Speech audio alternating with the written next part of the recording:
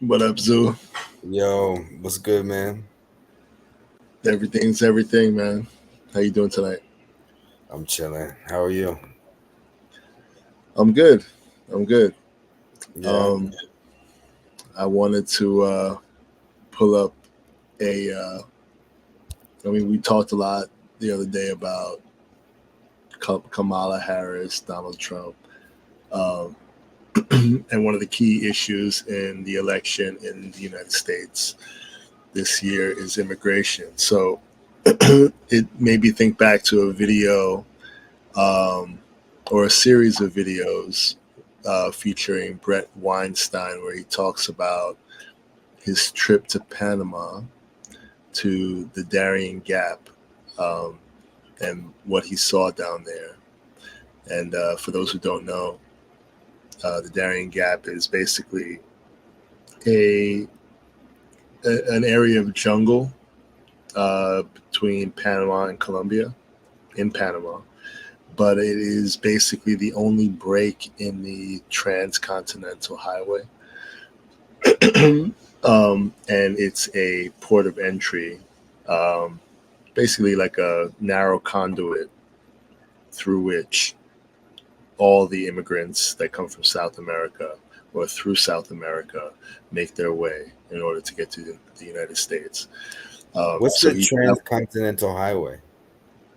is that the right term? It's basically a highway that goes from Alaska to Argentina or Chile.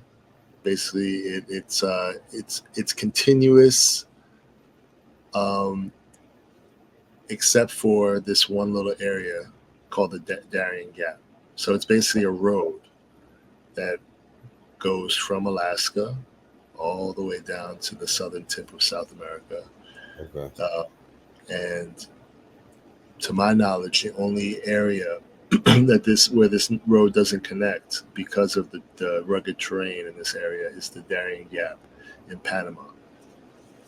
Um, So it just, I thought it would feed into what we were talking about the other day about the immigration issue and shed some light on the circumstances through which people make their way into the country.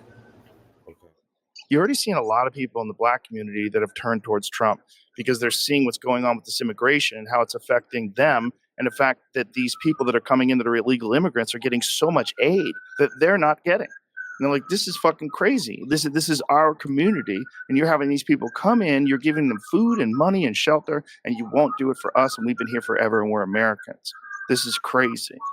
And then Hold there's on. a lot of people that, like even Michael Rappaport, because of the way things are going in the world, is saying that First I'm of gonna all, stop. Yeah, fuck go. Michael Rappaport. Second of all, what is it exactly? Like I told you about the free child care grant that they were doing. Yeah, But what is it that supposedly he's saying the blacks are not getting?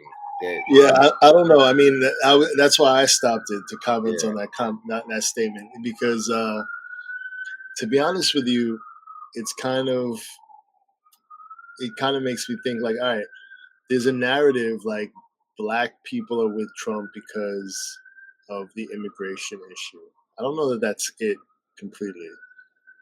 And my problem with that narrative is it kind of attributes a sense of entitlement to the black community as if like welfare is for us and nobody else, and we're not don't give them our welfare. It's like that's like that's a demeaning Yeah, but way that's to look that's at it. not it's not limited to black people. Like that's the whole Right, but immigration the issue. narrative is that the reason why black people are for Trump so hard, and Is even because that in of itself is not true. But an unprecedented amount of black people have switched parties, um, to vote for Trump because of the immigration. That's the narrative.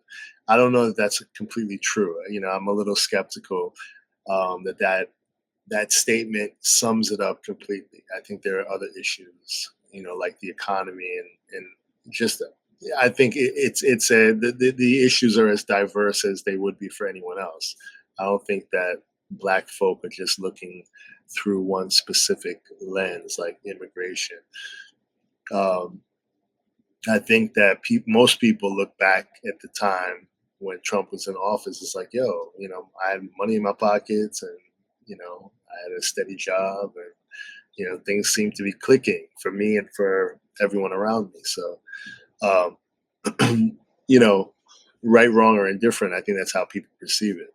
And I don't think that it's. I think you're minimizing, the position of Black people who are going to vote for Trump.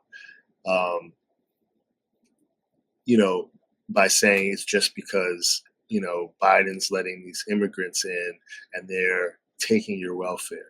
I think that doesn't speak to the Black people who ain't on welfare, who don't want to be on welfare, and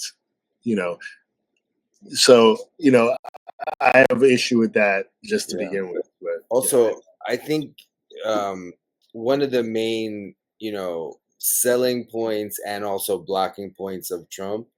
So the selling points to his supporters and the blocking points to his, non-supporters, I think is that detractors. Yeah, he is kind of creating this divisiveness using the guise of immigration. So like at least in the first election, right, when he won, and interestingly enough, I agree. I was watching All In today, and I agreed that I think it was Chamath said, or one of them said, neither candidate is really talking about anything. Like neither of them are really putting up any policies or anything new. They're just kind of standing on their own laurels of being like, I'm Trump, I'm Kamala, making it about identity. Whereas, his first campaign, he really stood hard for election, for like this issue of they're going to take your stuff, like they're going to take your jobs, they're going to take your whatever welfare, whatever. And I think that's what created this divisiveness, in that his supporters would look at anyone who's non-white essentially and be like, are you an immigrant, are you taking my stuff? Fuck you then, like kind of like causing this hate amongst ignorant people who don't know who is who, like thinking everyone who doesn't look like them is an immigrant, like a white person looking at a Muslim person being like, are you an immigrant? Or a Hispanic person, you an immigrant, then you're taking my shit, like I feel like that's what he did. And right or wrong, at least that's the impression it gave, I think, to me. I think there's a lot of power in what people like whatever the president says, people are going to interpret it a certain kind of way, and then other people are going to use that against them. So it's like, if somebody says, like, we need to fight, right, and then someone goes out and starts a riot, they're going to say, oh, you incited a riot. Well, no, the person was talking about we need to fight, like as we need to fight for, you know, for due process, and it's a term that can be used in many ways. Fight for your rights to party. Yeah, whatever, or just we need to put up we need to protest or whatever. It can mean protest, it can mean fight physically, violently, it can mean any number of things. So when a president talks, that's why it's very important that they measure what they say, and consider how it's being interpreted by the audience. But I think in retrospect, at least, I think Trump is more calculated than he gets credit for. I think he knows exactly what he's doing in terms of some of the things he says. I feel like he goes off the cuff, like you said. I agree, but I also think that he's not walking up to his rallies with no idea of what to say. Like he knows. I mean, he's a marketer. That's the thing, is that he knows how to say the right things to people to get them to buy his shit. So I mean, to an extent, but but then there is plausible deniability. So it's like if somebody doesn't implicitly say, do Explicit. this. Oh yeah, explicitly say, thank you. Do X, Y, and Z. You can't just that you can't blame them. No, but For that's doing his brilliance, is that I think he knows that he's not explicit in what he's well, saying. He knows how that's to politics. say That's politics. That's just that's people. That's everyone does right. that. It's because he's a marketer. He knows people. He knows how to Yeah, get a sale but from a person. yeah, but everyone does that to some extent. It's just how people interact with each other. Yeah, but my point is that back to the immigration thing, I think he made it a big issue. Build the wall. They're gonna take your stuff. And Yeah, and I think but you also there have to is say in hindsight, because when did this interview that we're watching come out? In hindsight, he turned out to be right. You know, meaning so the all immigrants are gonna take your jobs. well That that was his whole no thing. that The immigrants are, no, that wasn't his whole thing. His whole thing was that immigration is a threat to our sovereignty and our economy. You know what I mean? And that we can't we can't support all these new people coming into the country. And when you have a fiscal crisis in New York and Chicago, and you have crime, epidemics in all the major but cities in the United States because of immigration, and you have, you know, housing shortages and everything else, and the list yeah, but goes on. isn't this because it's being done incorrectly? Like, if it was being done correctly, then we would be able to integrate But them in. what's incorrect about it? Right? Meaning, So don't let's say give them yes. free housing. Don't let people in without going through legal channels. You No, know, what's incorrect is the sheer numbers of people that are coming through. right? Being let in. That too. That's where it starts, of course. But then once they're in, you're then giving them the social services Well, and the the alternative is that then you have a humanitarian, so once they're in, your hands are kind of tied because, you know, there is a baseline of, you know, a baseline level of humanity that you have to have for people. But it doesn't mean you have to let people in, you know what I mean? And then that's why the issue is so complicated because, depending on how you look at it or, you know, But honestly, to me, it's still, I don't see the complexity. I really don't. I don't see the reason why you let anyone in illegally. Like, for me, that's incorrect. Like, once they're in, yes, you should take care of them, but they shouldn't be getting in, period. Like, yeah, but there's no reason to let anyone in that hasn't gone through the legal I channels. mean, right, but it's a big country with a big Right, you border. can't stop them. Right, You you can't add border physically stop. control. Yeah, Yeah, right, fine, but that's different. I'm and talking about they're letting everything you're people in. talking about costs money and manpower and Okay, resources. but we have that money. We're a rich economy. I hear you. I mean, I hear what you're saying, but we're also in trillions of dollars of debt. So obviously, we're we have where on the list of priorities does this fall? And if it doesn't fall high enough on that list, then that money, those resources are going to other things first.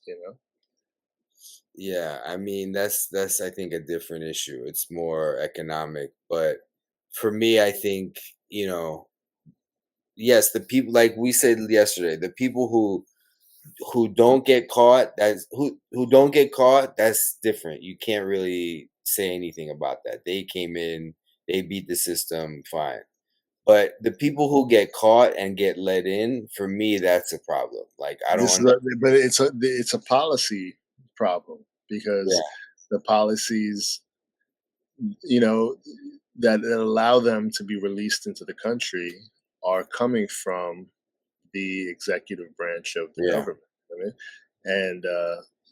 and those policies have to be changed in order for people to act differently. Like, so if border control has orders to conduct themselves a certain way regarding immigrants, they're going to conduct themselves in a certain way. If they have different orders, they're going to do different things. Yeah. So it's like it's basically, and that's the whole issue basically. Yeah.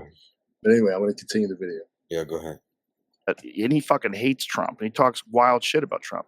Even he's saying that first of all, that's not off the table, and that now that's the only solution.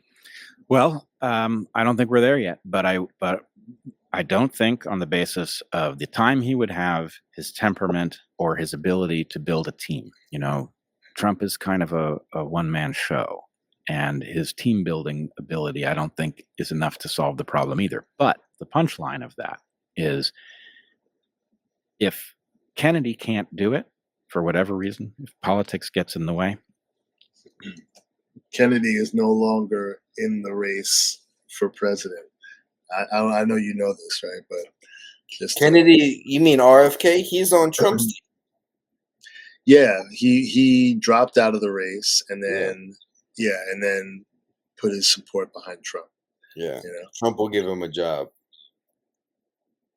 We'll see. Then fire. Who knows how long that will last? Yeah, we still have to get whatever that cabal is out of power immediately. This could not be more of an emergency. We've seen through COVID how dangerous these people are, how little they care about our well-being, and we have to rally around whatever it is that addresses this problem. And as much as I'm not a believer that Trump on his own can do the job, I would far prefer him to another standard bearer of that cabal. The cabal is too dangerous. And I say this, as you know, I'm a lifelong Democrat, right? This is my party that I'm telling you cannot be trusted with governance. So who's the cabal? Democrats. Well, yeah, but coming from a Democrat too, a lifelong Democrat. No, but he's also talking about like a whole governing body, and it's beyond the Democrats. It's just a whole branch of government that spans across both parties. Basically, what you were saying. Yeah. People behind the scenes. Yeah, and it sounds very conspiratorial to say it. The shadow government. But it's what it is. No, it's the deep state. Even Trump admits and this is why we've had, 2 Bushes. We've had Clinton and his wife. We've had Dick Cheney, his daughter. We've had, all these people. Like it's a very small pool of people that we keep having to pick from. You know what I mean? I think also that was the main criticism of Obama too, is that he was in their pocket, basically. Right? I've heard that before. Well, yeah, he's and then the thing is that you have these people when they're campaigning at each other's throats, and then after everything is said and done, they're fraternizing with each other like everything is everything, and then and consulting with each other about policy and it's so you have Obama going against Clinton. He beats Clinton, then Clinton is the Secretary of State. You know what I mean? After saying the most crazy shit about each other. You have Biden and Kamala campaigning, Kamala throwing Biden under the bus, and then Biden picks her as his VP, Oh, she ran for president? I don't remember that. Yeah. So, when, in 2020 or 2019 or, the last election cycle, Kamala was running for president in the Democratic primary, and she dropped out with something like 3%. support. So she was extremely unpopular. You know what I mean? Nobody was fucking with her. And then suddenly, after dropping out and supporting Joe Biden, he picks her as his VP candidate because, according to him, he promised he was going to pick a woman of color. So, he said that? Yeah. So he picks her. It's like, all right, so who could it be? Condoleezza Rice or, Oprah See, Winfrey? that's crazy right there. The fact that that's not a problem. It's crazy. That's crazy. Exactly. That's where we're at, and but that reflects the mentality. He only said that because he wanted people to vote for him, and people are so motivated by this identity politics bullshit. It's time we have a woman, a black woman, or a gay man, or a gay woman, or what. It's like these things that really don't. You could be black, you could be a woman, you could be gay, you could be this, you could be that, you could be whatever. Can you do the job? You know what I mean? It's like, what's your level of competence? You know what I mean? That's really all that should matter. But when we get into the realm of identity politics, we're looking past a person's competence and bypassing the most qualified to get the person that fits a certain cutout that we need to meet some kind of a quota. So it's like, it's you remember who said it? Like, remember the whole binder full of women? I think it was Mitt Romney. And like that was the very early in this whole woke identity politics fucking era that we were in right now, where it's like he was asked, like, have you hired women on your staff? He's like, I have binders full of women. You know what I mean? Like, it's like, it's just like a silly way to qualify your hiring process. Like, like, I need this many women, I need this many black people, I need this many this many that.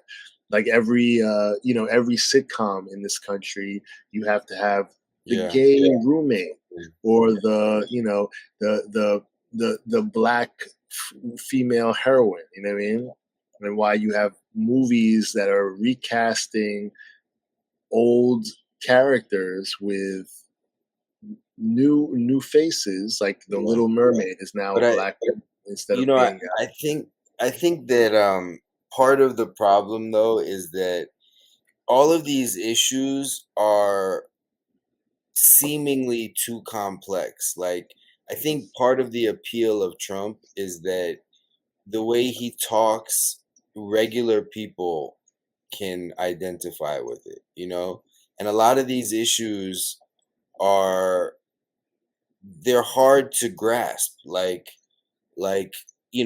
immigration, economy, even the wars, foreign policy, foreign relations, whatever.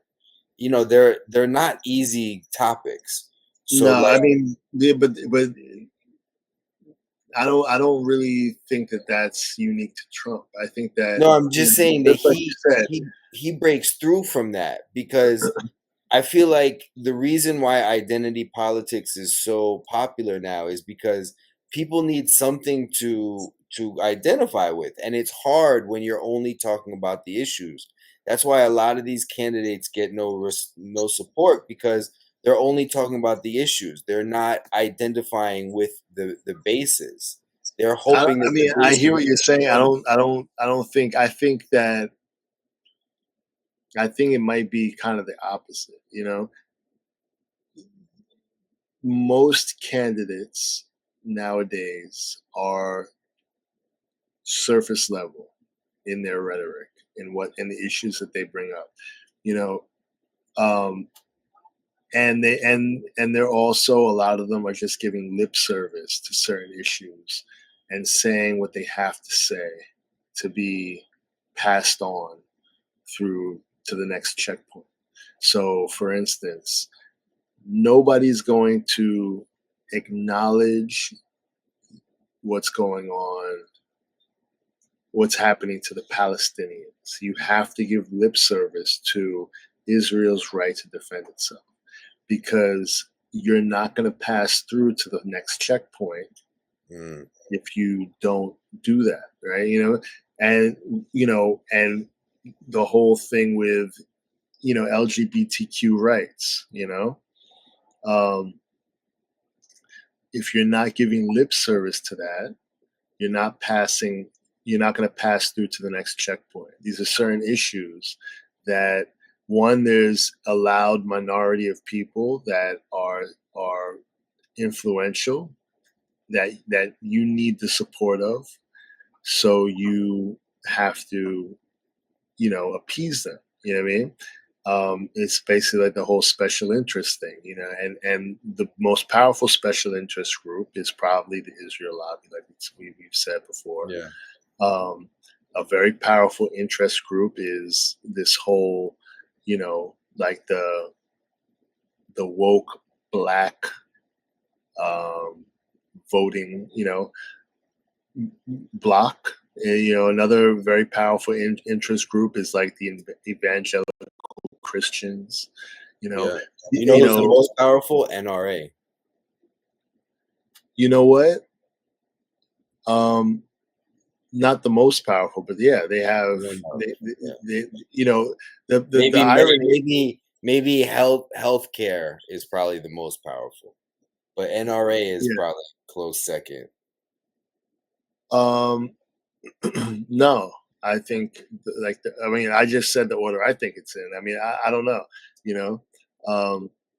That's the problem, is that it's not transparent, isn't it? Because what it is that anytime you have a group, you don't need to be a large group, but if you have a group that where the figurehead of that group or the figureheads of that group can influence the vote of all the members of that group one way or the other, that is enough to tip you and give you that extra percentage point or that extra 2% that is going to make a big difference when you're talking about, like, this candidate has 51%, this candidate has 49%.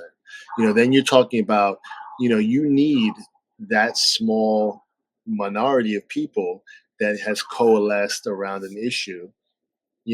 Like for Trump, one of the things that's killing him this election cycle is the abortion issue. Because women make up 50% of the population. You know what I mean? So that's why abortion is such a big issue, because don't you mean smortion? Yeah, baby deletion. Yeah. But yeah, I mean, that's because really that issue, there's no way to get to the bottom of that issue. That's an issue that's going to go on forever. And we once talked about that too. I think we should do a separate video, but we had an interesting conversation about it. And I asked you if you were pro-life or pro-choice, and you gave me a very well thought out answer that I think is worth, sharing with our audience here. Yeah, I wonder. I don't remember that. I remember it. I wonder if I give you the same answer again. Yeah, or be as eloquent. But yeah, I mean, I have my opinions on abortion, and it depends on how honest I feel like being on that particular day. That's really going to be the determining factor of what I say. Yeah. No, I mean, just honestly, to be real, the way you have pre-thought out these issues and the way you eloquently explain it sways me a lot of the time, because for me, I have my opinion based on my very limited knowledge of the topic, right? And my so-called beliefs in, kind of my beliefs in not investigating, but just adopting certain beliefs. And then when you just kind of like what you did with Kamala, you kind of raised my awareness to a certain, thing that was happening that made me see it and change my mind. And it was similar when I asked you about pro-life, pro-choice, because I was very clearly pro-choice. I was like, oh no, it's your choice. Like, definitely. There's no two ways about it. And the way you explained it to me, you were like, it's not so simple, and you gave me a couple examples. So it was good. No, that's why I appreciate these conversations, because you think about this stuff, and I most of the time do not, but I like talking about it in order to formulate my opinion. You know? True. Yeah. No. Likewise, I feel like I'm formulating my opinion also as we talk about. But yeah, so let's do Shmushmorshin in a different video. Let's get back to integration. All right. I'll press and play. But that's where we are. You know what nobody talks about when it comes to building a content creator business? That if you're not using a tool like HoneyBook to stay organized and professional in your communication, the border crisis. Mm-hmm. So you went and saw the migration. You saw the groups of people that are making their way up through. Yeah, I was invited. Actually, my son Zach, and I went to Panama, where I have some history. I did my bat work on Barrow, Colorado Island in Gatun Lake, the Panama Canal. He did his bat work. Yeah, this dude is a fucking nerd. Yeah, he's like a super nerd. Yeah, I just got to give him props because that's some crazy shit. Press and play. So Panama is a place I'm familiar with, but Michael Jan invited us down to go look at the migration in the Darien province of Panama, which is the province bordering Colombia. As you probably know, there's a gap in the Pan American Highway, about 60 miles, that were never built. What did I say? Did I say the Trans-American? Transatlantic, I think you said. No, I said Trans-American. Transatlantic? No, I think it was Atlantic. I don't know. Whatever, Pan American. Yeah, Pan American. All right, now we got a car. And this highway that otherwise stretches from Prudhoe Bay, Alaska to the southern tip of South America. And what's there is a tremendously significant and very difficult jungle in the Darien Gap. So there's a national park there. And ordinarily, people do not cross the Darien Gap. It is a famously difficult obstacle. And what we see there is that the international community is encouraging a massive migration of people from South America into Central America, and that almost all of those people are ending up crossing our southern border and entering the U.S. The ones who are questioned are claiming political asylum, which is not accurate. So we talked to many, many migrants, and the universal story amongst the migrants who would talk to us is that they were fleeing bad economic conditions in the direction of what looks like greater opportunity.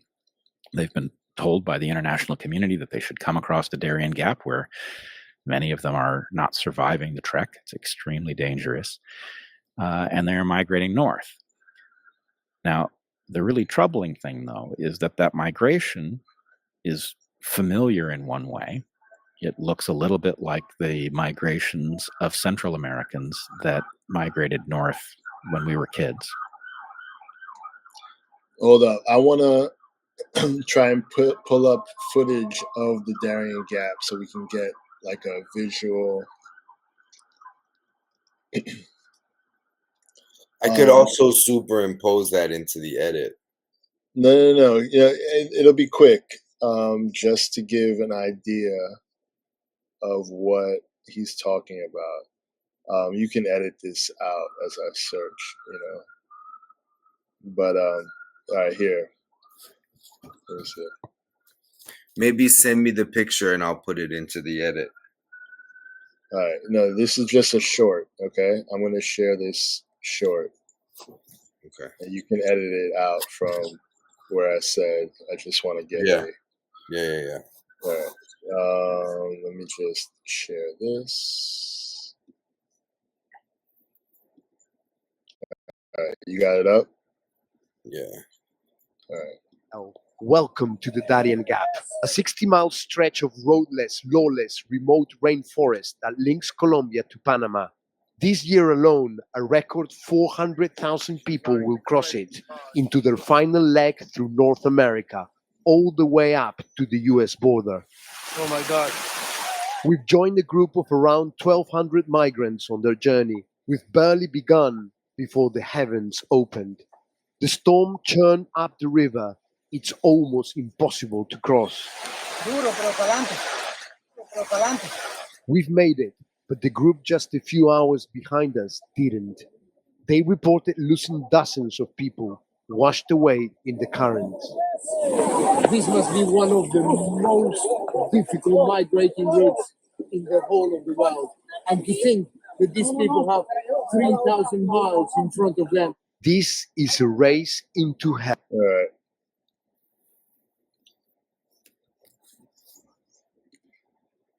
So yeah, that's the Darien Gap, just to give an idea. But there is another migration.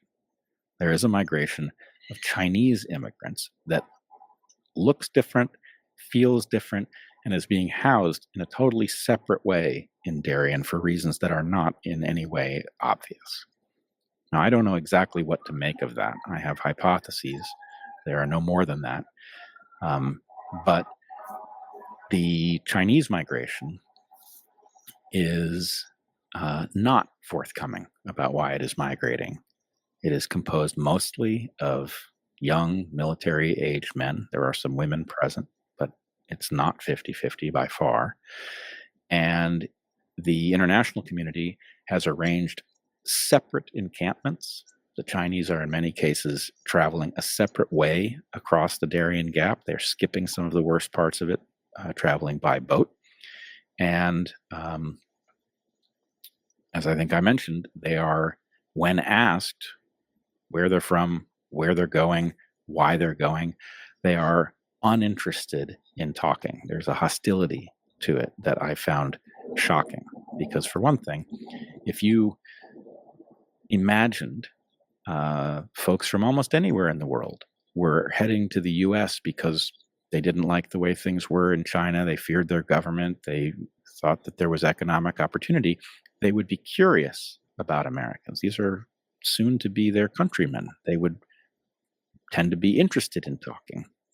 And even if they, for some reason, because they had lived under a totalitarian regime, felt that they couldn't talk, they wouldn't be broadcasting hostility. They would be ambivalent or something. And that is not the impression that they leave when interacting with them.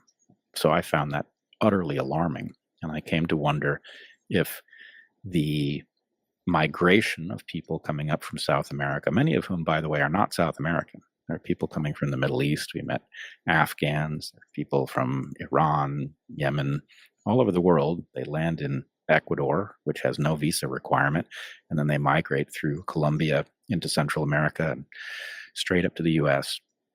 But in any case, that massive migration seems to provide a cloak for this other migration from China, which is nothing if not mysterious. 20, 180. That's how many clients I'm going to get you, and that's how many days it's going to take me to do it. So what do you think about his hypothesis regarding it, the migration of South Americans being a cloak for other migrants that are coming along with them? I mean, I don't know. I mean, I think there's not much to it, to be honest. I don't really buy it. I think that, having lived in China, I know that it's not a great place to live. The people that love it really don't know any better, to be honest. I mean, it's okay, but it's not like US. I mean, there's the famous guy Ai Weiwei, the artist. Do you know about him? Where he wasn't able to present his art in China because there's no freedom of speech. And so he famously migrated to US and now, is a very famous artist. How did he? Do you know how he migrated? No, I don't know physically how. How is it easy for? But I think he has money, so it's not a problem. Yeah, is it easy for an average person in China to buy a ticket, get on a plane, and migrate? No, well, the government holds your passport, so they have to approve every trip you take. Right. So no, it's not easy, but you can just go without a passport. I mean, How do you illegally. travel without a passport? Illegally on ships, the same way all these immigrants are, you know. Yeah. But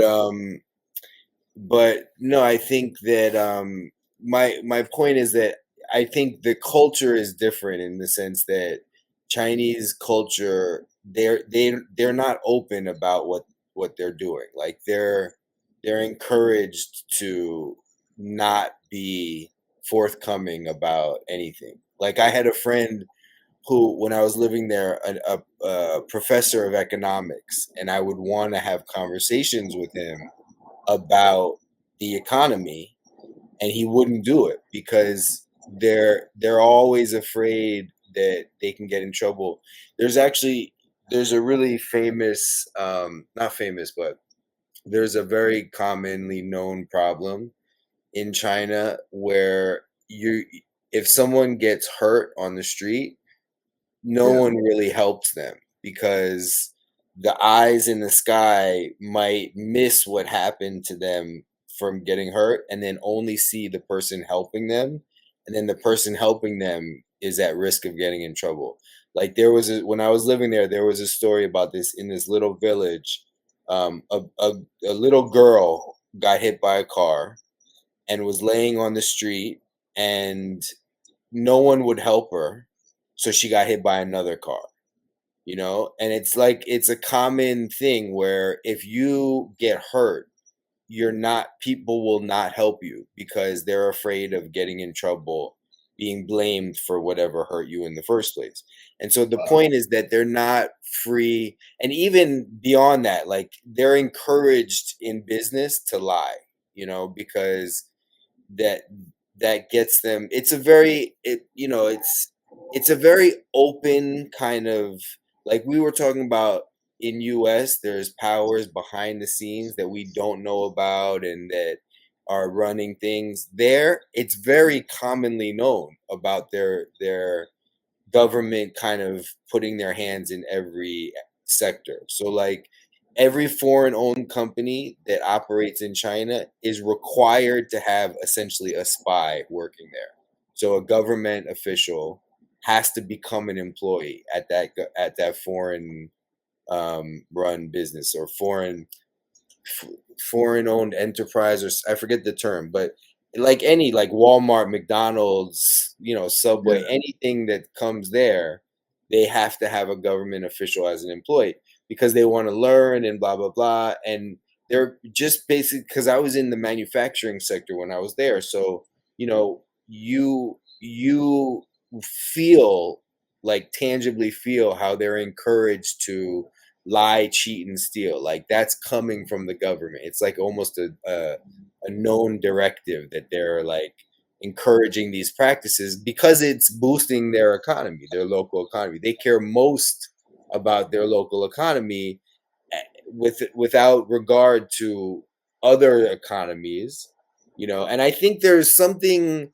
honestly, I don't hate a lot of what they're doing. People call it inhumane, but for me, I wish US would do more of that, to worry most about their own economy and their own people's, you know, getting, you know, further up the economic ladder, and less about, you know, other countries. But that's a whole different thing. But the point is that in China, they're not forthcoming with information. So the fact that he's at the border, or at the Darien Gap, whatever, asking them why they're coming in and they're not saying anything, it's not mysterious to me. That's part of their culture. They're not, you know, they're not going to be like, oh, political asylum. No, because they can get killed for that shit, you know?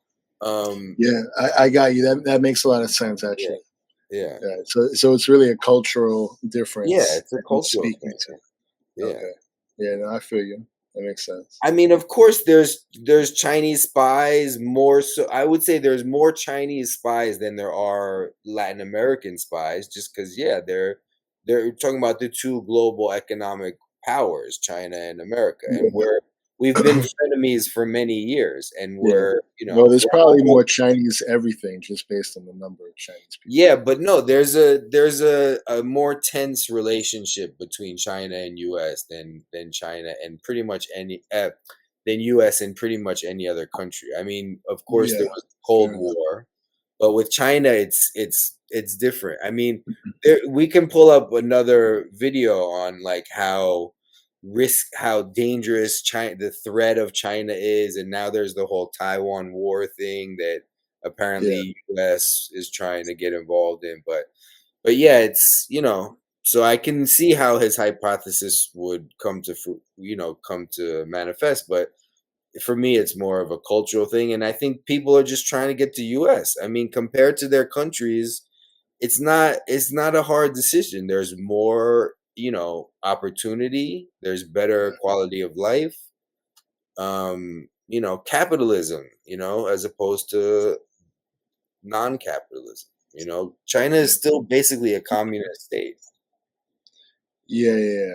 No, I hear what you're saying. No, I mean that's an interesting perspective. Yeah, and it does kind of, having that experience in China and being able to speak to those subtle differences in in how people interact and how forthcoming people are to talk about certain topics. It does make sense, and it could explain what he's talking about right here. But all right, continuing.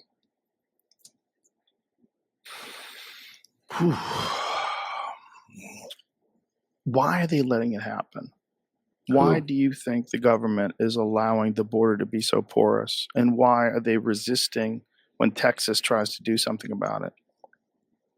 Well, I always worry when we're trying to understand what's happening and the information is not being shared with us. You have to ask yourself the question of how many separate things are in play, right? Before I went to Panama, I thought there was a migration of people. Now I think there are two. One of them's clearly a migration, and the other one could well be an invasion. So if I know that, so that's the basic, his basic theory, right?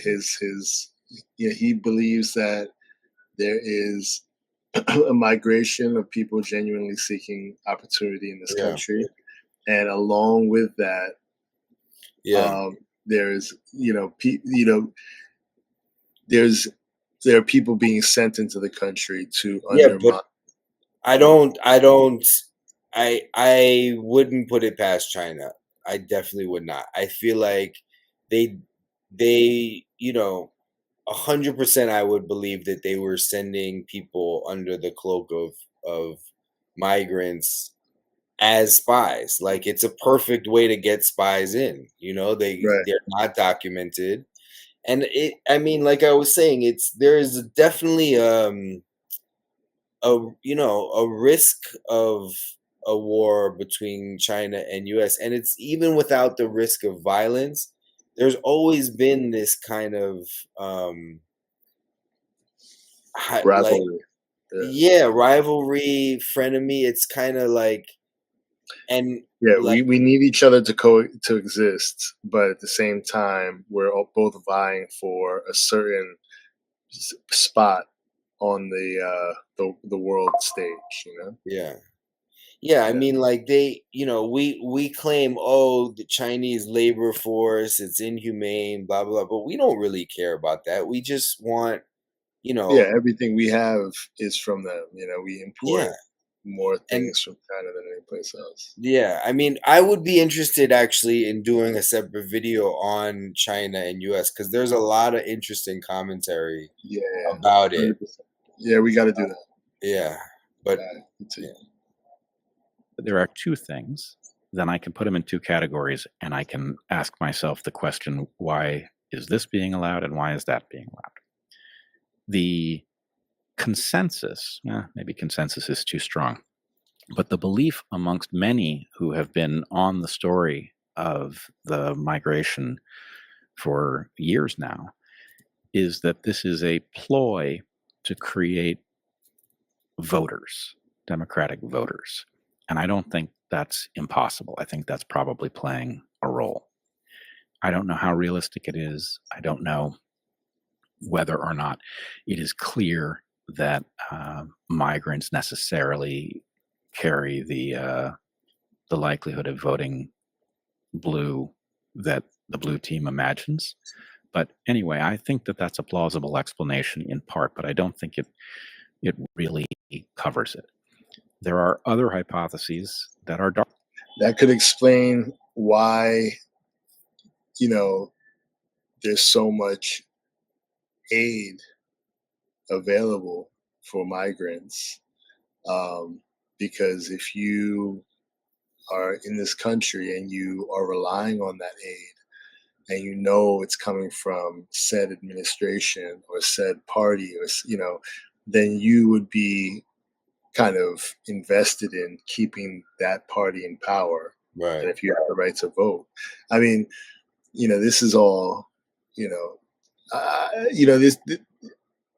I feel like he's reaching with some of this.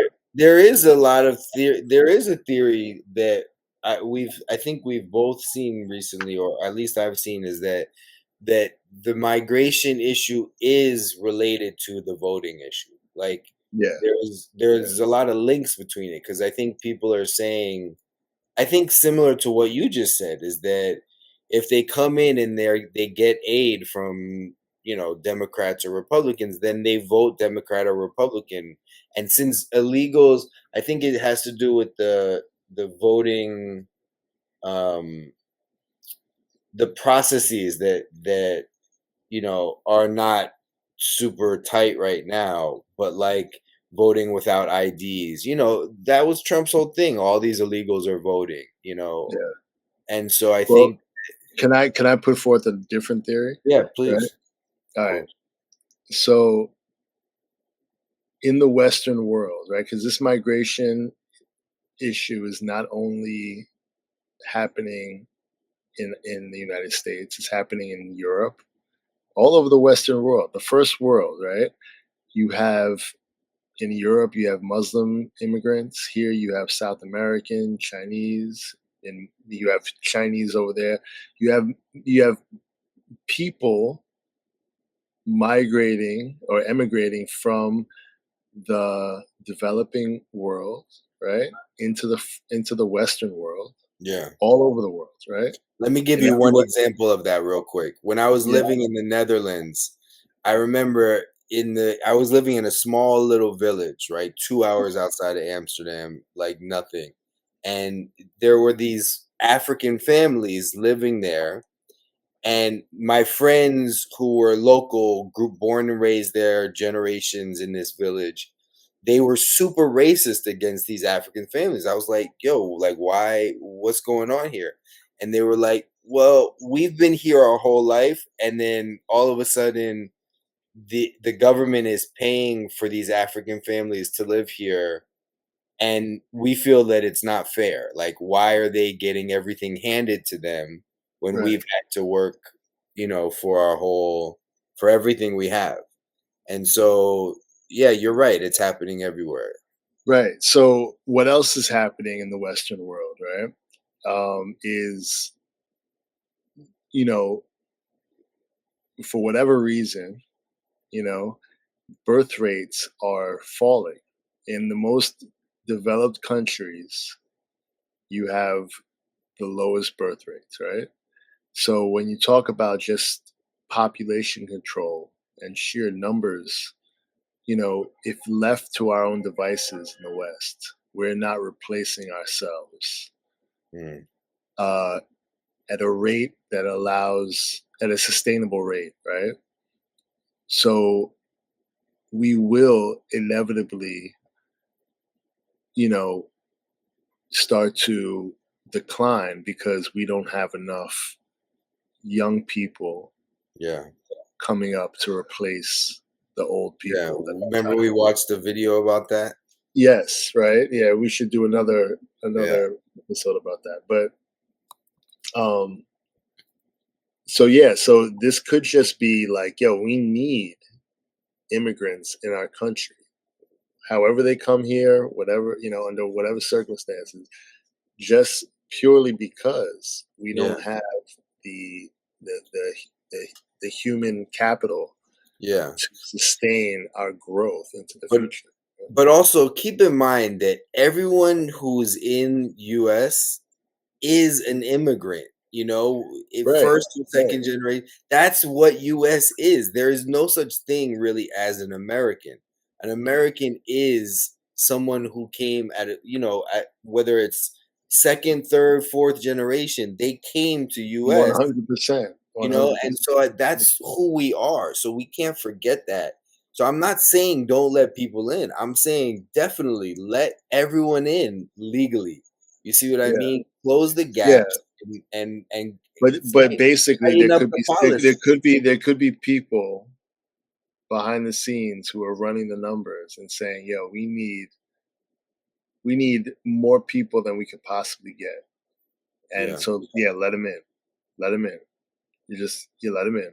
Who are they? What? All right. Well, their unborn kids are who we're really letting in. Like, yeah, this person might not, Yeah. but they're gonna have kids that are going to grow up in this country, and who are gonna grow up, indoctrinated into our culture and our system, and they're going to be productive members. These people aren't even born yet; they don't exist yet. But we need the human, we need the cattle. You know what I mean? In Yeah. order to, to reproduce, we need to breed Yeah. more people. To be, to be viable in 50 years from now. Or else it's not going to be us. It's going to be Africa. It's going to be China. It's going to be whatever. China has the same problem actually. But basically right now it's going to be the Middle East.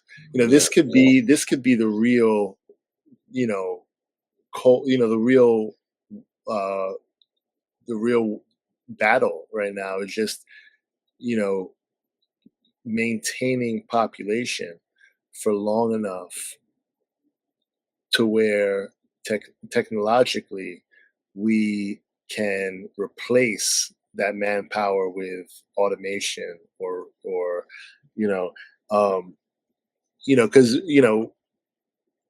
there's a race. Like, technology is advancing, and throughout history, people who did certain things are replaced by some form of technological innovation that multiplies their manpower to the point where you don't need as many of said people to do said job, right? you know and we're at a point now where we're going to hit a point where we don't need very many people at all to do a lot of the labor that people do today, right?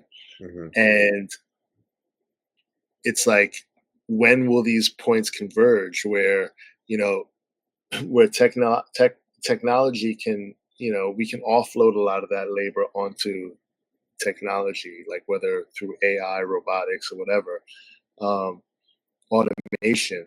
you know will we will we will we decline before we hit that point? We have to keep the people here to, yeah, exactly, long enough so that when that time comes, it's not someone else who's able to capitalize off of that. And then when that transition takes place, we are still in the number one position, because when that happens, whoever's number one is going to be number one forever, basically, right? That's the race we're racing to. It's like, I guess, the I don't know if you want to call it the singularity, like the transhumanists would say, right? Have we done a transhumanist episode? We should, yeah. Because, but I don't want to get off track. But yeah, but like, so we might just need these people, you know what I mean, on a level that most people can't appreciate. And as individuals, yeah, we might be facing inflation. It might be harder for us to make ends meet, to find steady work, all whatever. But but we're at the end of the day, we're just, we're in a tax farm. We're just cattle. You know what I mean? We generate tax revenue for the government, and for the government to persist, it needs to, gather that resource. It needs to harvest tax revenue from its population. And if you don't have enough people, productive working age people out here, generating that revenue, then that is, a dead end, right there. But keep in mind, illegals don't pay taxes, so you're not getting. Yeah, but their kids do. Right. Also, I think another issue that I keep thinking about as we're talking about this is that there's not, I think government in general, but probably more so the American government than others, I don't know, but I'm guessing, it's not transparent. Like, if what you're saying is true, then let's know, tell us that, right? And then let's figure out a better way, like, to get to that point, like, also, policies I feel like in US are so hard to change, The like, problem with that is that who's going to get on board?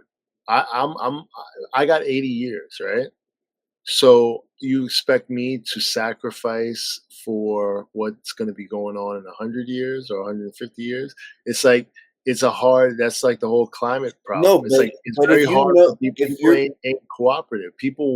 I want, or not me personally, but yeah, me personally, but everyone wants the best quality of life now during their lifetime. But my point is that if you were told honestly, then you could find a way that you wouldn't have to sacrifice. Like, if you knew the problem and you were confident that this was the actual reason why certain things are happening, then you could, make your vote count for how to not have to sacrifice and also get to the end goal, so that in 100 years, I mean, we're just speculating, right? But let's say that this was, that's a calculation that we don't have enough information to make. Yeah, but hear me out. Like, transparency, that's a risk. If you want to really be transparent, there's probably a lot of stuff that if we knew, there would be a revolt, like, immediately. Yeah. Okay, so forget transparency, but what about the nimbleness to change policies quickly? And so here's two examples, right? In Sweden, they used to have free education for all foreign people. So when right, and then when too many foreign people came in seeking free education and they couldn't keep up with the demand, then they changed the policy. Same thing in France. It happened to us. We came specifically so that Zia Jr. could get French nationality, dual nationality between US and France when he was born here. Because at that time, that's what people were getting. They would come, and if you're born here, you get citizenship or nationality, whatever, immediately. And then you can just go off and you have that nationality, right? But there again, it was too many people doing that and just leaving. And so they changed it. They moved it from you have to stay for 5 years. Then when he became 5 years old, we realized, no, you have to stay for 10 years. And then they changed it to 15 years. And so it's like they're changing the policies quick enough in order to react to the migrant population trying to take advantage of their policies. Whereas I don't feel like we in US are able to do that because it's too much politics, like it's too much left side, right side, and Senate, government, executive branch, Congress, speakers and House and representatives and all this, like there's too many, ways that a bill, even if it makes perfect sense, doesn't get passed.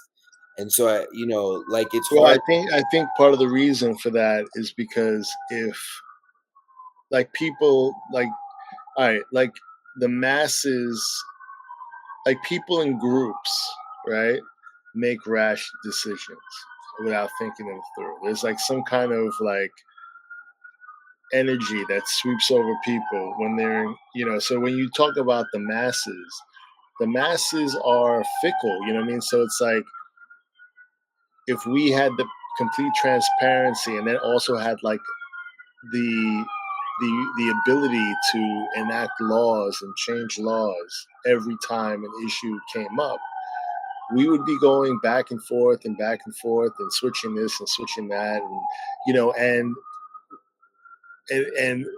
I think that's why in our system we have what's called checks and balances, so that things go through a due process. It takes a long time, but it gives it a, it takes Yeah. long enough for you to really process and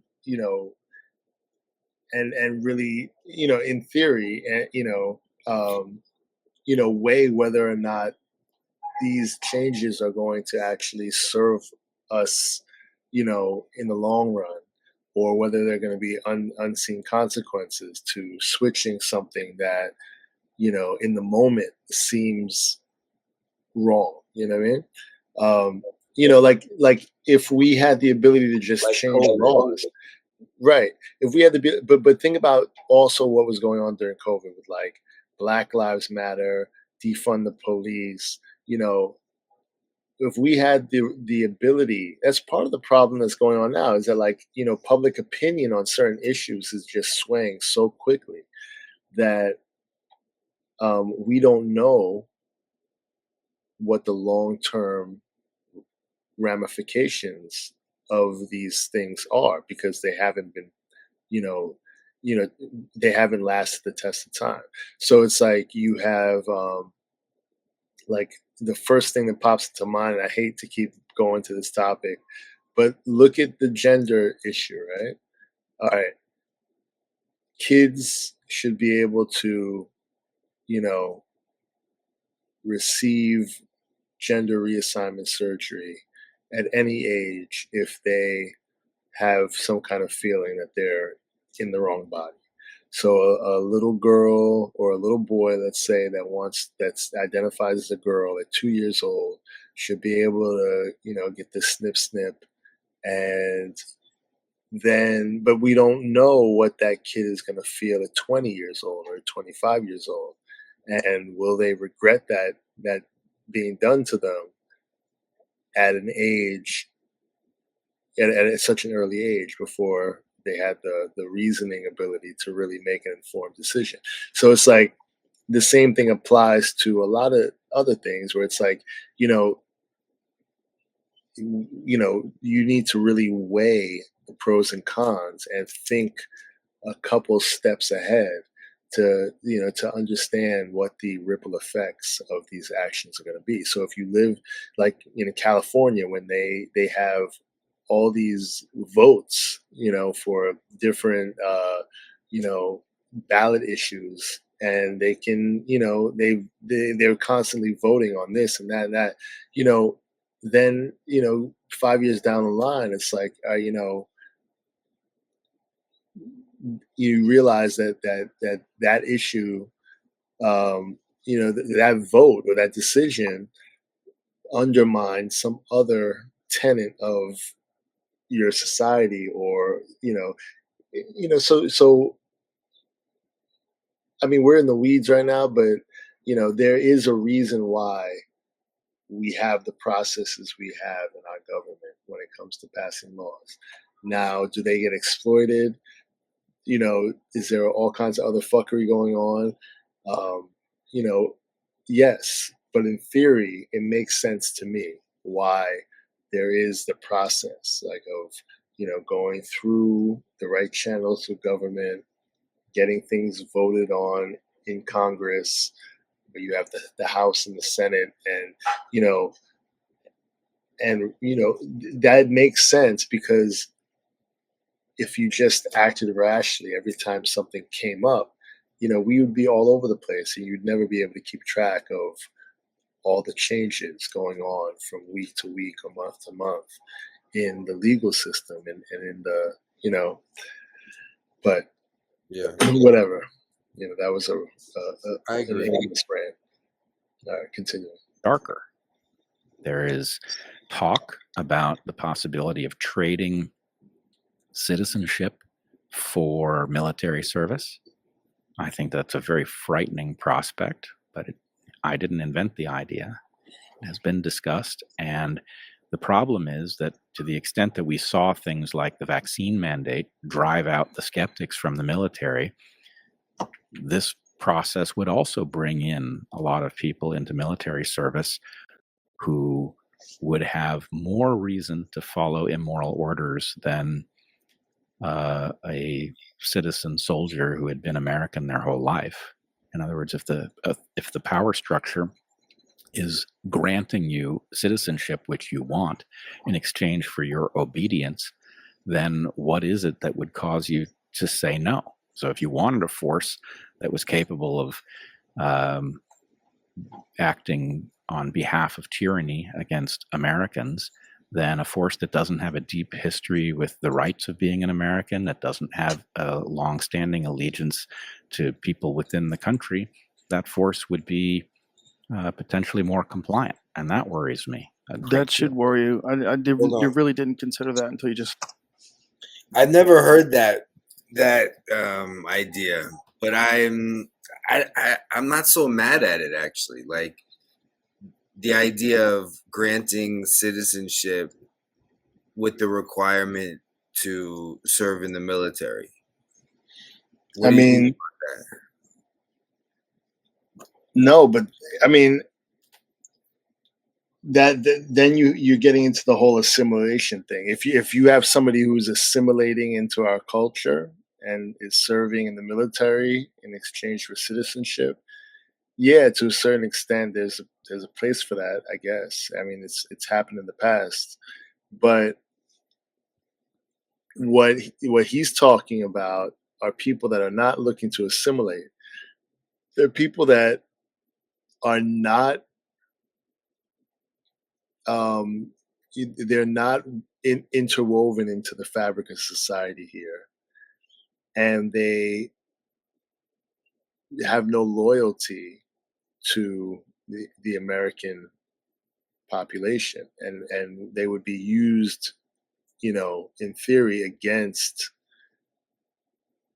dissidents within our country. So if you want to go out and protest or take up arms, in an extreme, instance, to speak out or fight against a tyrannical government, that tyrannical government then has all these conscripts of foreign origin, who are going to fight its own citizens,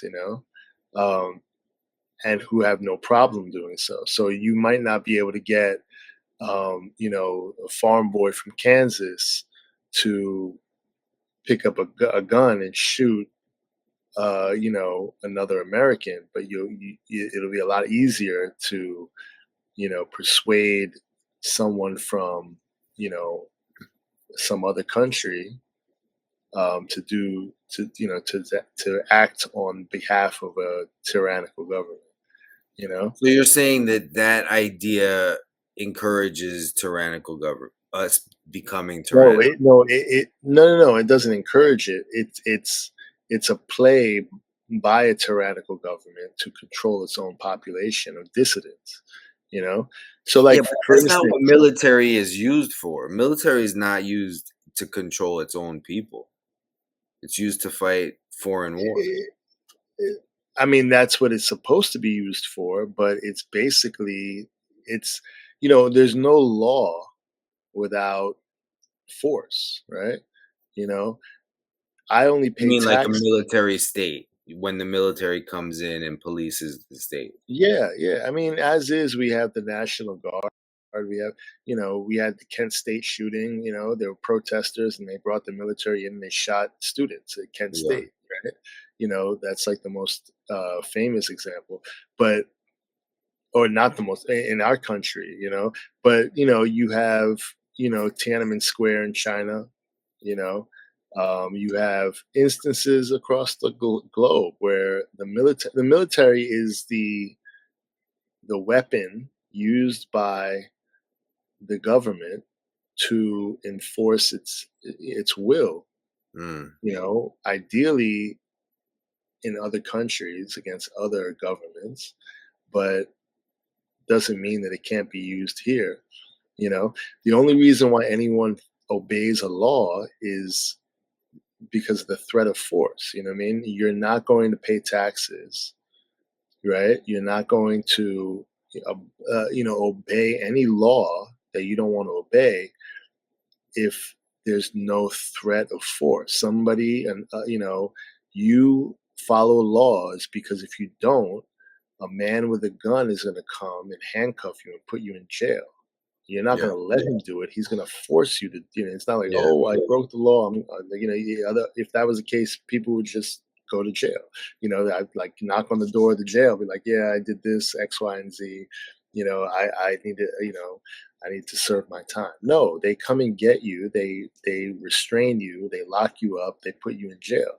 You know what I mean? And without that force, right? Yeah. A government doesn't exist. Yeah, no, that's a good point.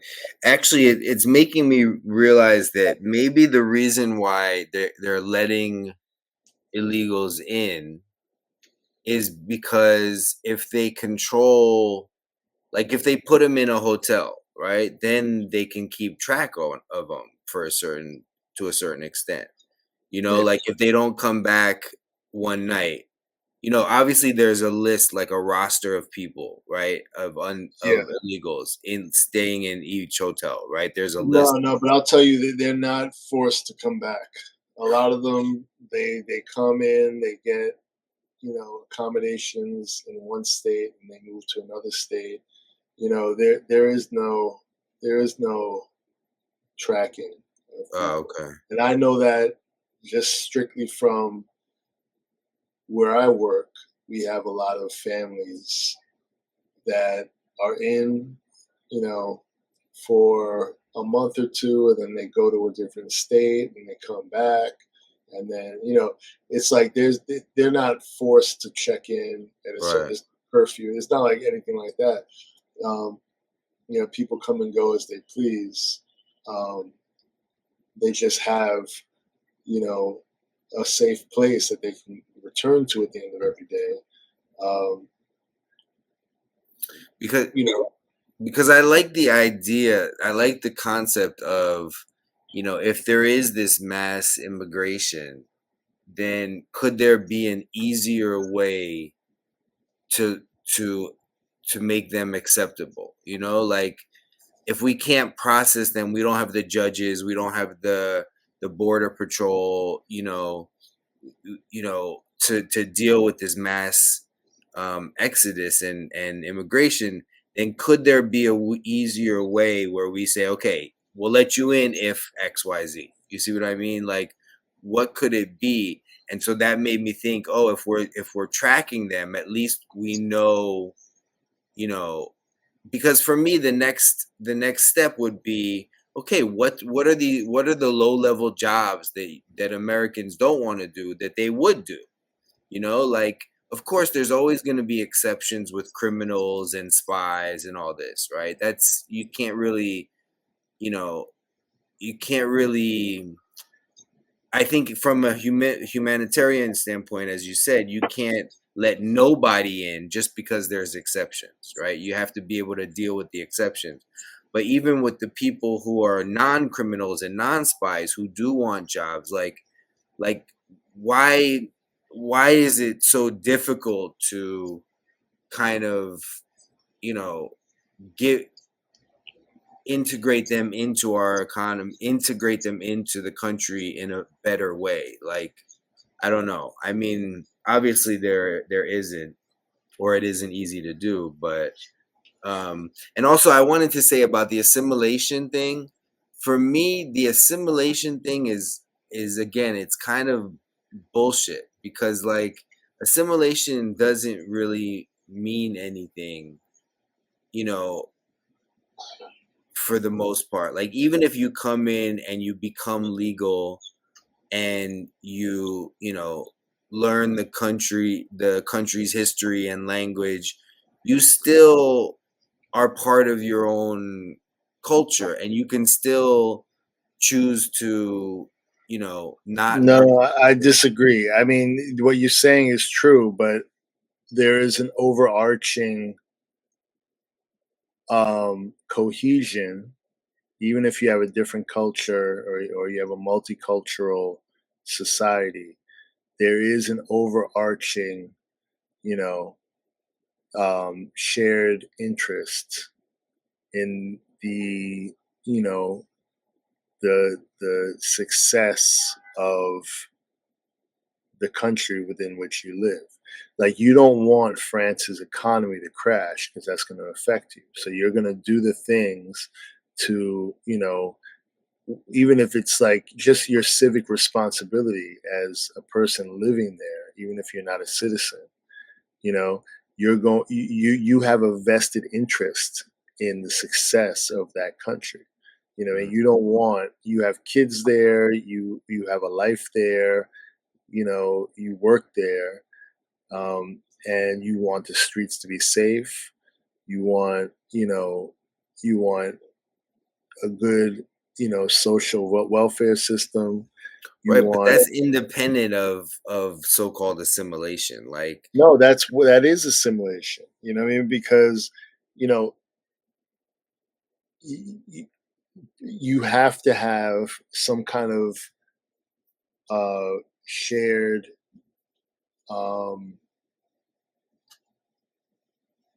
you have to have like and you have to be invested to some extent in the success of the country within which you live. yeah. If you otherwise, if you have then you have undermining forces working against what's in the best interest of the society as a whole. You know what I mean? And you have fractured society. You know what I mean? So it's like it's all you could say that you don't have a government if you don't have an army, if you don't have a police force, if you don't have some way to exert your will on your people, right? You don't have a nation if you don't have shared goals. If your population does not have some shared values and shared goals for everyone wants the same outcome, the same positive outcome that's going to benefit everyone. Once you have people who have conflicting interests, you have those are that's the thread unraveling. You know what I mean? You need some kind of like cohesion amongst your population. So what's your definition of assimilation? What does someone have to do to become assimilated? You have, like just what you said, you need to, one, be able to speak the language.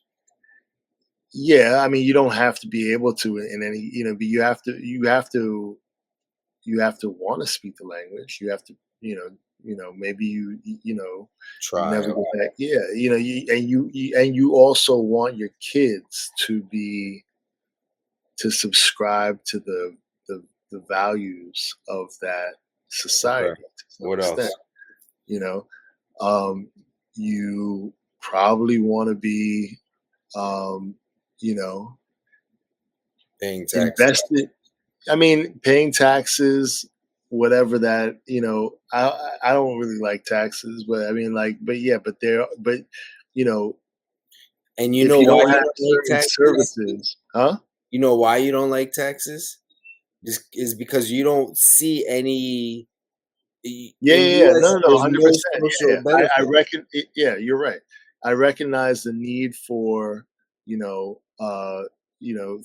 for the public, resources that we have here to be maintained and improved, and I would happily pay into that.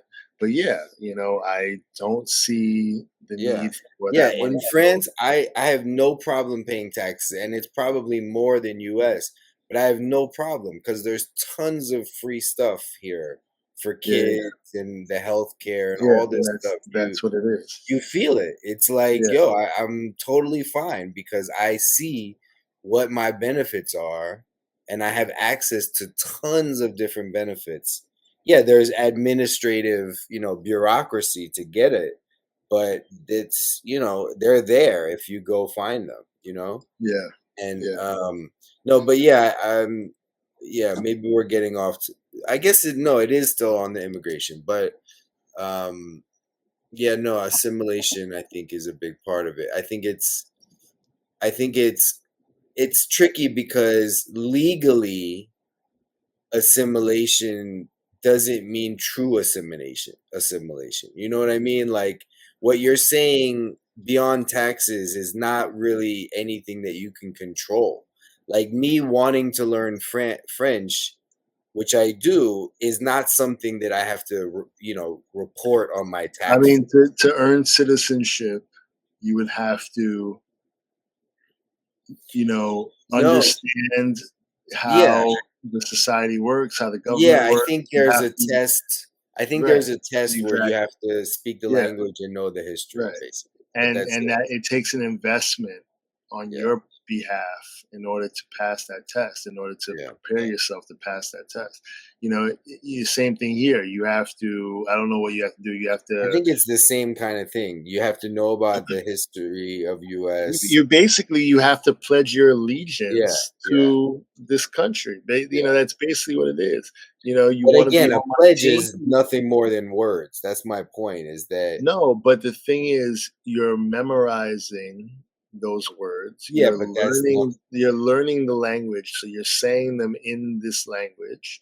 You're expressing your interest and acting on your intent yeah, to become a member of this society. You want to work here. You want to live here. You want to, you want your kids to come to grow up here. You know what I yeah. mean? So that in and of itself, that's a huge commitment that you're making. But it's just Um, words, though. It's just it's words. not, because you're living here, you're working here, you're raising your kids here. That's not just words; those are actions. You know what I Yeah, mean? You know what I mean? And you're not insulating yourself here right, from the broader society. You are participating right, and acting and fulfilling your civic duty as a citizen, as a right. member of the society. You know what I That's mean? true. In any number of ways. It's not like, but it's like, paying taxes is like the most obvious one, but there's many, what I Yeah, mean? And that all in my mind, I don't know. I mean, we'd have to look up the exact definition of assimilation, but like, these are actions that one should have to take in order to be, embraced as a member of any given right. society. You know what I mean?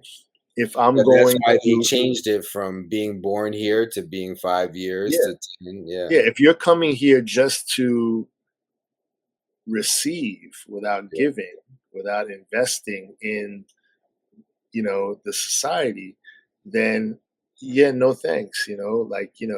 right. So But like, couldn't US adopt that similar mentality? Like, couldn't there be a way to, you know, let them in but document them as they come in? You see what I mean? Like, yeah, but put tracker in I'm those assuming a motherfuckers. lot of people don't have documents. But give them a document, yo. What the fuck? How Yeah, hard but is all right, what's your name? My name is Fred Jackson.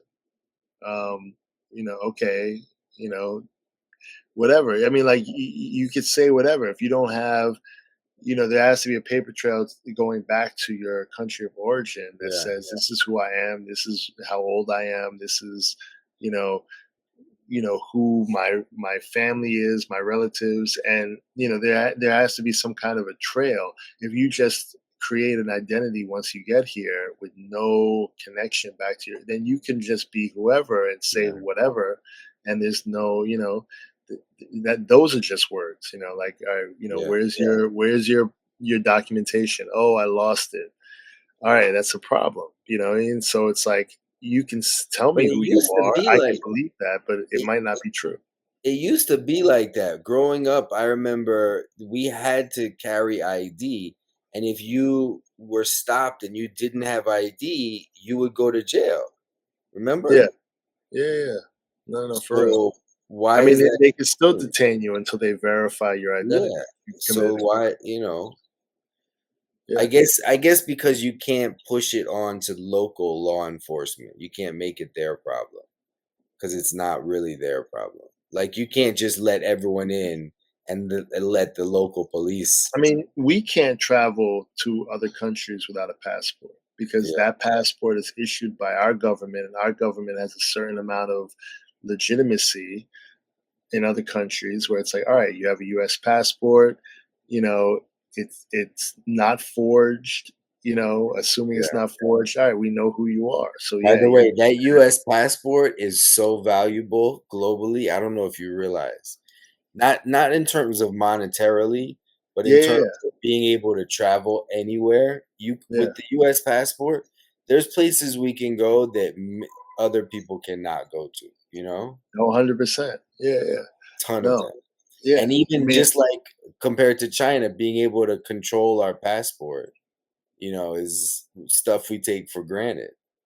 Yeah.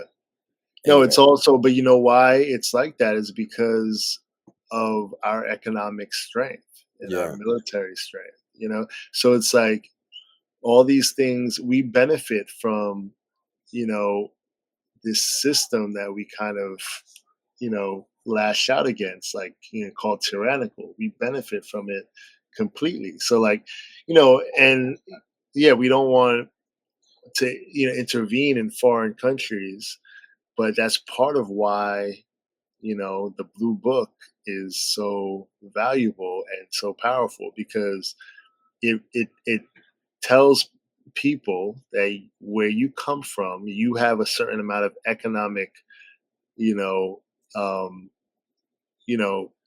power. You know what I mean? Your dollar is more times than not going to go a lot farther. You know what I mean? And you're a resource. If I travel on vacation to a developing country, I am, how many countries rely on tourism? Yeah, of course. As a main part of their economy. So, and that tourism wouldn't exist if we didn't have the quality of life that we have here and the expendable income to be able to go and spend it in other countries over a week or a month on vacation just for leisure. You know what I mean? It's, a lot of these people are coming from places that, you and I might say, oh, I want to go visit there. Like, oh, I want to go to Ecuador. I want to go to, Colombia. I want to go to Venezuela. These are the same people that are trying to come here, because, like you said, it's a no-brainer. It's like, the economic potential that you have living here, being born here, so if if you're thinking about the future of your family, if your girl is pregnant, like, like when Kim was pregnant with Zia, you guys were like, yo, let's go to France and he'll be born there, right? So it's like the same thing. You're in Venezuela and you're 2 months pregnant. Yo, if I dip out now, I can make it there. My baby will be born in the United States and will be a United States citizen. You know what I mean? And that is powerful. You know what I mean? And that opens up so many possibilities for your progeny. You know what I mean? And and that's what we're all here. But maybe it's as simple as you have to, like, as France did it. If your kid was born here, they don't automatically get citizenship. You see what I mean? Like, yeah. No. I mean, of the immigration. Yeah. No. I mean, exactly what happened in France. it wouldn't stop it, because even just being here, you benefit. You don't have to be a citizen per se. That's That's one part of it, but you benefit just by being in right. this Even economy. whether or not you're legal or Yeah, you earn $1 over here. Yeah. That's 100 pesos somewhere else, and Yeah. that buys you so much more there than it. And I know firsthand, you don't have to be legal to benefit from that system. All you got to do is keep your head down. All you got to do is keep your head down, and you're good. If you can work and earn money. Yeah. And another thing, like, they're saying, oh, like, there's so many more men than women. Yeah, that's probably because a lot of these men are coming here with their families at home. Like, yo, I'm Right. going to work and I'm going to Right. send that money home, and that money is going to get you more in our country. I mean, these Yeah. people are coming from what we would consider a paradise. We live in a place that's like snowy 9 months out of the year. It's like it's crazy. It's like it's a crazy paradox where it's like it's you go to one of these countries and go for a week, and your skin darkens up, you get a nice bronze color, you feel energized because you're in the sun, the weather is beautiful, it's like everything you ever wanted, you know what I mean, as far as the habitat you want to live in, right? I mean, at least me, like, me with my melanin, like, yo, winter in New York is hell. You know what I mean? Being in a tropical climate for a week, like, rejuvenates me. You know what I mean? And, and I know I'm not alone. It's like, but yet you have these people coming here, yeah, like the best scenario is to be able to earn money here. Yeah. And spend money there. You know what I mean? Yeah, in China they have that within their own country. So they call them migrant workers. So basically, the people from pretty much both sides, like the people from inland, so the smaller, middle middle country states, whatever, they'll go to the cities, the coastal cities, provinces, and the people from the coastal cities will go to the inland, and they'd stay there for like a week or a month or even a year, right, to make the money and then bring it back. Meanwhile, the grandparents are the ones taking care of the kids while the parents are gone. So a lot of time when you walk by this down the street, you'll see a ton of little kids with grandparents, and you'll be like, "Where are all the parents at?" But well, they're working, but they're not. They're not like there's a lot of schools. We taught at one school where it's not a school, it's not a actual school, but it's this lady's house where after school the kids would go there, continue learning, with tutors, English tutors, calligraphy tutors, whatever. They would get fed their dinner and then have more school after dinner and then go home late at night. So that way the grandparents don't have to like pick them up from school and cook them dinner. They just have to literally be there while the kid is sleeping. It's much easier. So it's part of their system. Like they understand, the fact that you sometimes have to travel to make money, and it's or not system, but it's part of their culture, I think. And so but yeah, I mean, it's common where people come to US, make money, and send it back.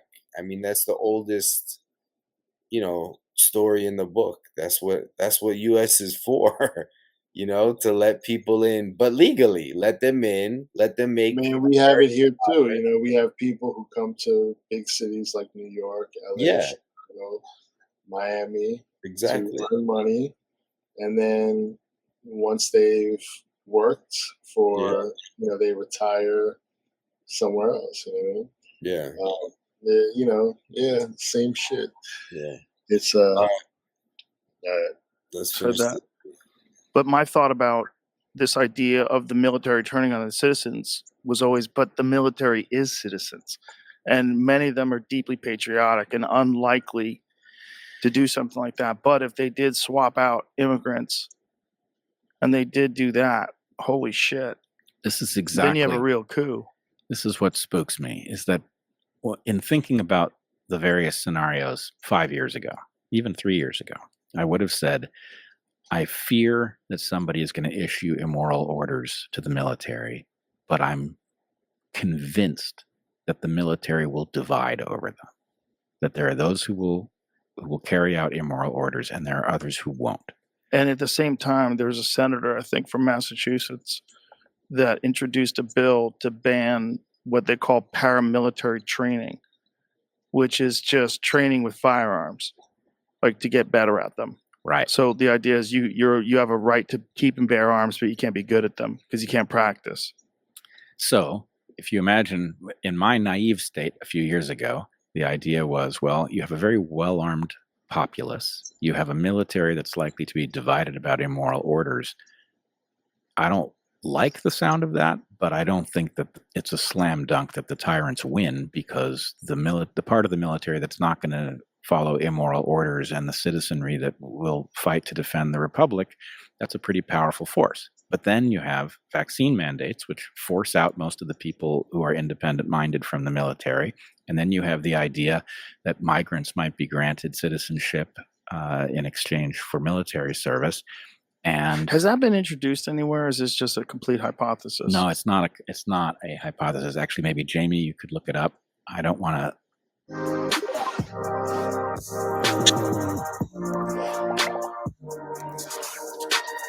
slander anybody, but yes, I believe it has been raised by at least one senator. Jesus Christ.